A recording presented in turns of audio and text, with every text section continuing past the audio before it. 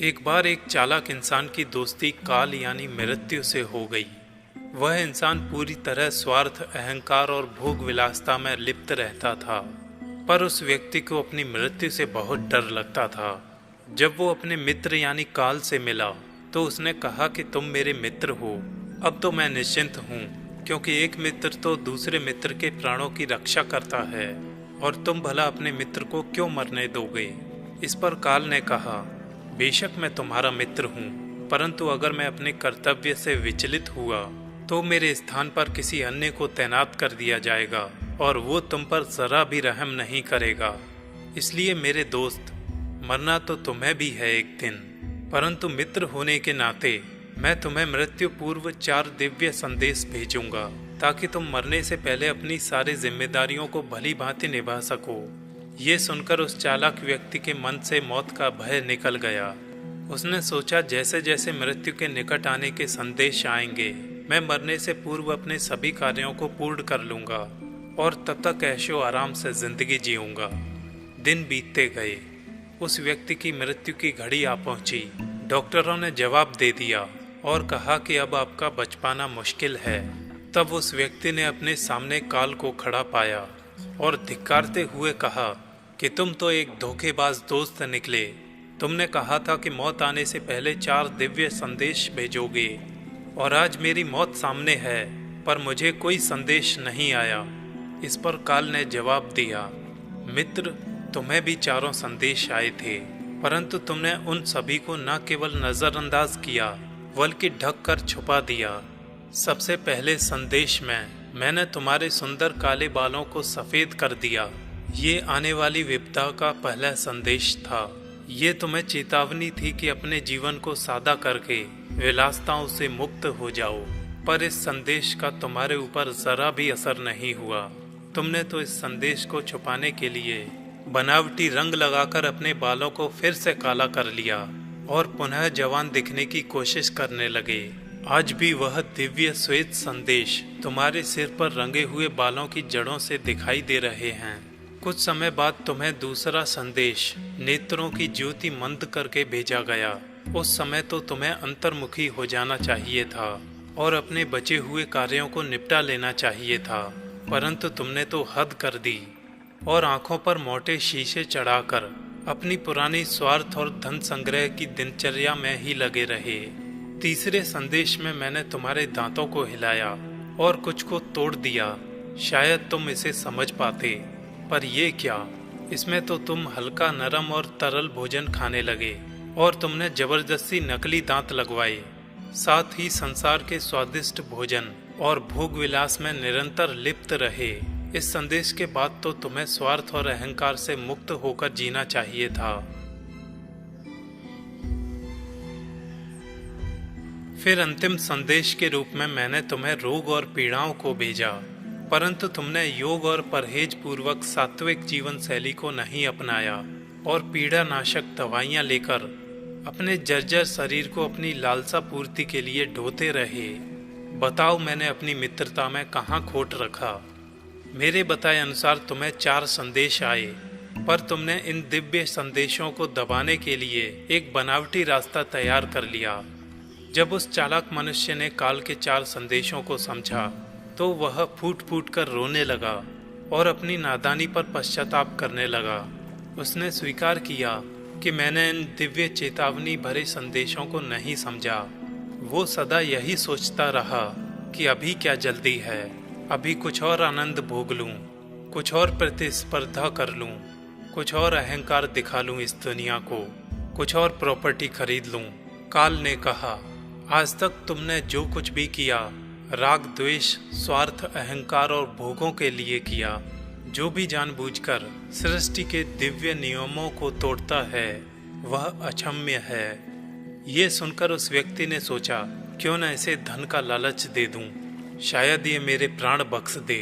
उसने काल से कहा, दोस्त, तुम सही कहते हो, तुमने अपना वादा पूरा किया, पर मैं तुम्हें अपने करोड़ों की संपत्ति, धन, गाड़ियां और हीरे जवाहरात देना चाहता हूँ। इन्हें लेकर तुम सारे सुखों का आनंद ले सकोगे, पर इनके बदले मुझे जीने दो। इस पर काल मुस्कुराया तुम मनुष्यों को यही आता है। मैं किसी मनुष्य की इन बातों में नहीं आता।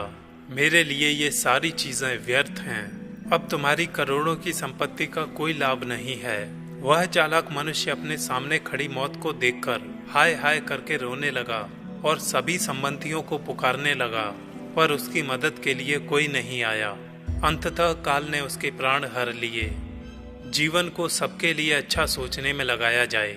आप जिस भी जगह या पद पर हैं, उसमें मैं और मेरा ना करके अपने कर्तव्यों को सही से निभाएं। कुदरत जब सजा देती है तो कोई मौका नहीं देती, उससे पहले बस संकेत देती है।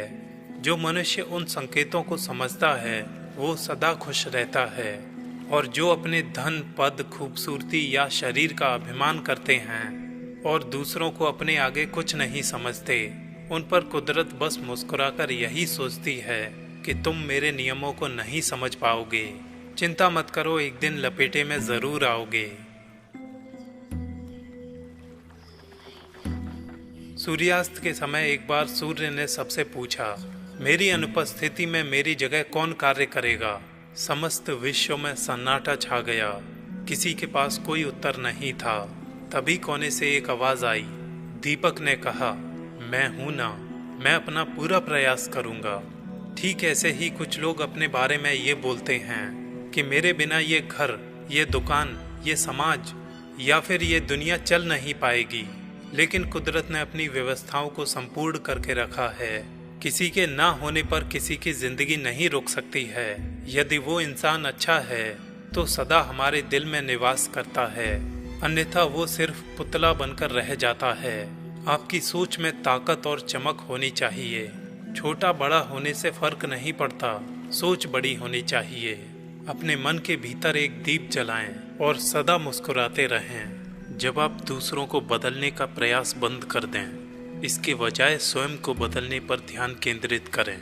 जब आप दूसरों को जैसे हैं वैसा ही स्वीकार करें। जब आप ये समझें कि प्रत्येक व्यक्ति उसकी सोच अनुसार सही है। जब आप रिश्तों से लेने की उम्मीदों को अलग कर दें और केवल देने की सोच रखें। जब आप ये समझ लें कि आप जो भी करते हैं वो आपकी स्वयं की शांति के लिए है। जब आप संसार को यह सिद्ध करना बंद कर दें कि आप कितने अधिक बुद्धिमान हैं। जब आप दूसरों से उनकी स्वीकृति लेना बंद कर दें। जब आप दूसरों से अपनी तुलना करना बंद कर दें। जब आप स्वयं में शांत हैं। जब आप ज़रूरतों और चाहतों के बीच का अंतर करने में सक्षम हो जाएं और अपनी चाहतों को छोड़ने को तैयार हों। जब आप अपनी खुशी को सांसारिक वस्तुओं से जोड़ना बंद कर दें तो समझ लेना आप पूरी तरह से परिपक्व यानी मैच्योर हैं। कोई फर्क नहीं पड़ता कि कोई कितना खूबसूरत है, क्योंकि लंगूर और गोरिल्ला भी अपनी ओर लोगों का ध्यान आकर्षित कर लेते हैं। कोई फर्क नहीं पड़ता कि किसी का शरीर कितना विशाल और मजबूत है, क्योंकि शमशान तक वो अपने आप को नहीं ले जा सकता। आप कितने भी लंबे विशाल क्यों न हों, मगर आने वाले कल को आप नहीं देख सकते। कोई फर्क नहीं पड़ता कि आपकी त्वचा कितनी गोरी और चमकदार है, क्योंकि अंधेरे में रोशनी की जरूरत पड़ती है, न कि रूप रंग की। कोई फर्क नहीं पड़ता कि आप नहीं हंसेंगे तो सभ्य कहलाएंगे, क्योंकि आप पर हंसने के लिए दुनिया खड़ी है। इसलिए दिल खोल कर हंसिए। कोई फर्क नहीं पड़ता कि आप कितने अमीर हैं या दर्जनों गाड़ियां आपके पास हैं, क्योंकि घर के बाथरूम तक आपको चल के ही जाना पड़ेगा। जमाना लाख चाहे ज्यादती के मौके तलाशता रहे, कर्म ऐसे करो कि सम्मान की परिस्थिति पैदा होती रहे।